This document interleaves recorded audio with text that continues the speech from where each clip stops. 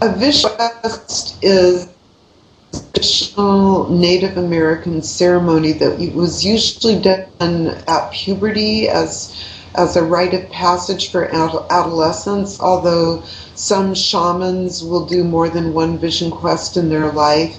And what it is basically you go out into nature, usually a shaman or medicine or woman will send you out and help you prepare a good time. And you fast during that time, and it can last typically from 1 to 4 days. I've done several, and the longest one I did was 7 days. And it's an opportunity to be alone, away from the human community, and to ask for the Great Spirit and the spirits of nature and maybe your own personal spirit guides to contact you in some way, to give you guidance, you teaching, to give you new connections with the different spiritual forces that are out there. And when the adolescents would do it, often they would come back with guidance for a new direction in their lives, a young adult. Like maybe they were supposed to be a shaman, maybe they were supposed to be a warrior or a weaver or a singer or a whole variety of things. And they would get different kinds of guidance on their vision quest, direction in their life. I my vision quest, and I dedicated part of one 7-day vision quest to asking Great Spirit and my spirit guides to bring me brand new songs to share with other people that would help uplift their spirits and inspire them. So I got a whole bunch of songs on that vision quest. I put them on a CD called Raven Wing, and a lot of people over the years enjoyed that. So, can you explain what... Go ahead. Go ahead, Josie. Well, the other thing I was going to say is because you're fasting during a vision quest, your whole energy field is less bogged down with digesting and more open to experience the different spiritual energies.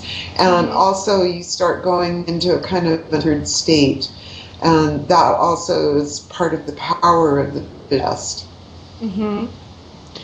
So the other question people are having here is, what is a shaman? Well, the way that a shaman both was described to me and from my experience of it, a shaman is a bridge, in some ways like a medium. So a shaman is a bridge between what we know as this physical reality and the spirit realms, and has the ability to be an intermediary or a bridge and to communicate with both realms. So I really like that definition, and I like the process of working shamanically, because I always felt like what people see as this world with just our physical senses is not all there is, and there's a lot more.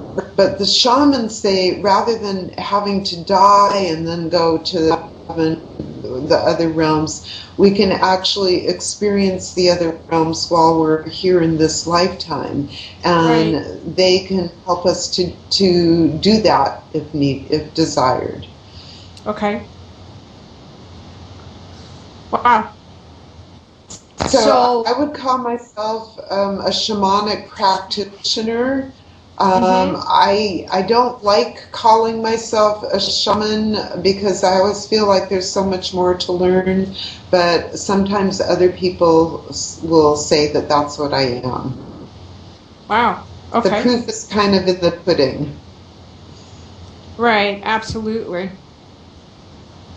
So when somebody says that they're a shaman, you're basically stating that you are a person that basically is kind of like a medicine man, healer, spiritual counsel, all those things, right? And that they live, in my understanding, and I've been told that that I'm a spirit walker because I live in both worlds. I live in the physical world, and then I also live in the non-physical world. So, people having an understanding of spirit walker now have a pretty clear understanding. So what is a person that's a shaman? I mean, what my understanding is that they do all kinds of rituals and ceremonies and more connection to spirit itself, and then they do the work with the person in the physical level. Is that your understanding of it, Josie? What, in terms of what a shaman or a medicine is? Right. Correct. Yeah, a shaman can have a whole variety of roles. They are always working within a community. So they may have the role of officiating various ceremonies for the community. Right. The weather shaman, and so if change in the weather needed, they may help do ceremonies, rituals, ask for help in that regard. Right. Some shamans specialize in herbs, and that may be a strong part of their work.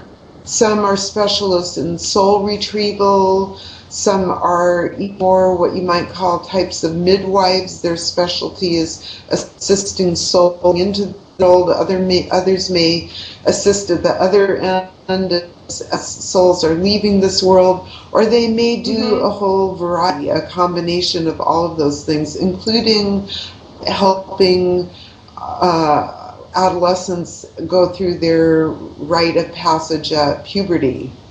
Okay. So it sounds like they have all I've kinds done of some different... of all of that. Right. Wow. So it sounds like it's a combination of both, right?